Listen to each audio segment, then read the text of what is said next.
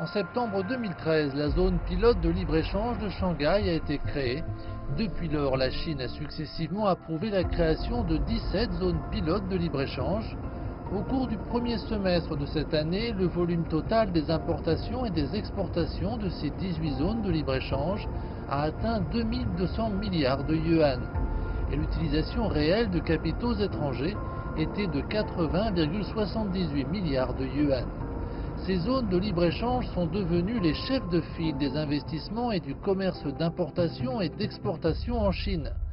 Dans le dernier rapport publié par les Nations Unies, on apprend que sous l'influence de l'épidémie de coronavirus, entre autres, la Chine est toujours l'un des pays les plus prisés pour les investissements étrangers.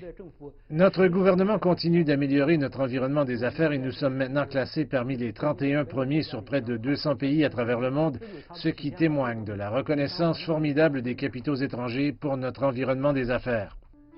Afin de promouvoir l'investissement bilatéral entre la Chine et les pays d'Europe centrale et orientale et de faciliter l'entrée de biens de ces pays en Chine, Ningbo organise depuis plusieurs années consécutives l'exposition des investissements et du commerce Chine-Europe centrale et orientale. L'exposition de cette année, initialement prévue au mois de juin, n'a pas pu se tenir comme prévu en raison de l'impact de l'épidémie. Cependant, les organisateurs ont essayé par tous les moyens de maintenir l'événement via une exposition en ligne sur Internet. La ville de Ningbo et l'Agence polonaise d'investissement et de commerce se sont préparés pleinement pour permettre au plus grand nombre possible d'entreprises polonaises de participer à l'exposition. La quantité de ces entreprises place la Pologne sur la plus haute marche du podium au sein des pays d'Europe centrale et orientale. Pour moins de 35 entreprises ont signé des contrats d'intention pour 40 millions de yuan. Au second semestre, nous espérons poursuivre la mise en œuvre de cette opération. C'est en tant que représentant principal de l'Agence polonaise d'investissement et de commerce en Chine que le docteur Andrzej Juszkiewicz participe à l'exposition depuis 5 années consécutives. Il s'est engagé à promouvoir la coopération commerciale et d'investissement entre la Chine et la Pologne.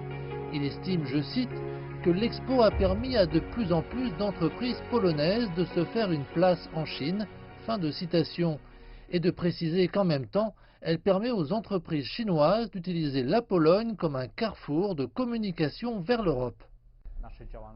Nous avons réalisé avec succès plus d'une douzaine d'investissements pour des entreprises chinoises en Pologne, surtout au cours des 2 dernières années.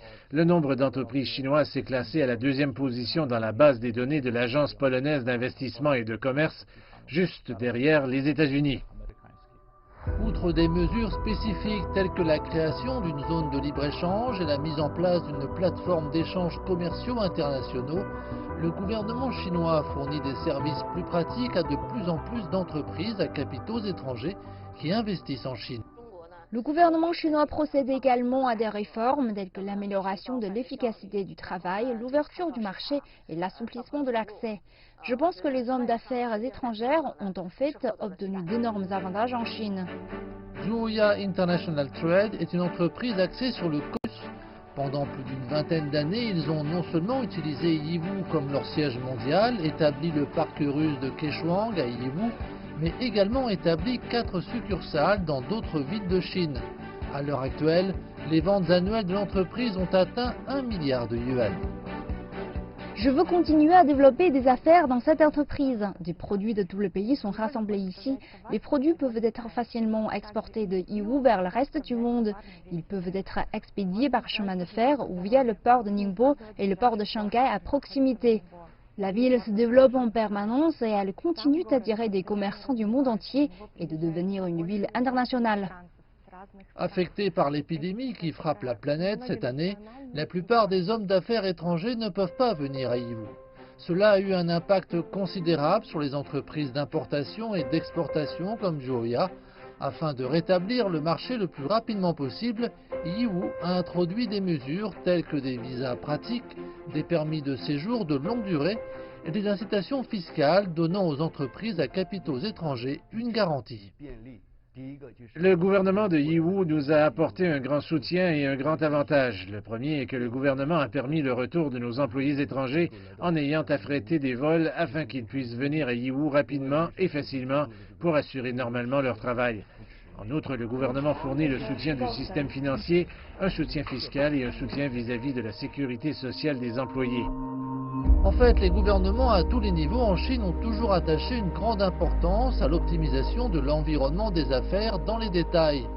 Ils ont réalisé un grand nombre d'innovations politiques pour améliorer les conditions de vie des employés des entreprises à capitaux étrangers, aidant ainsi ces entreprises à recruter des employés et encourager l'innovation technologique financée par l'étranger.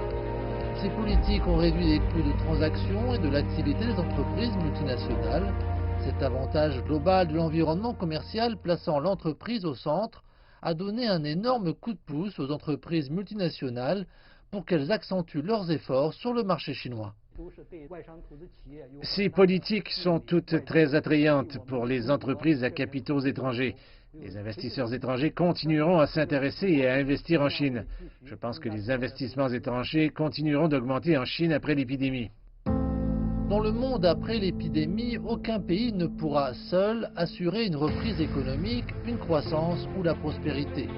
Le gouvernement chinois s'attachera à attirer les investissements étrangers et à s'ouvrir au monde extérieur. Il s'efforcera de créer un environnement idéal plus propice aux capitaux mondiaux pour l'investissement, l'entrepreneuriat et l'innovation.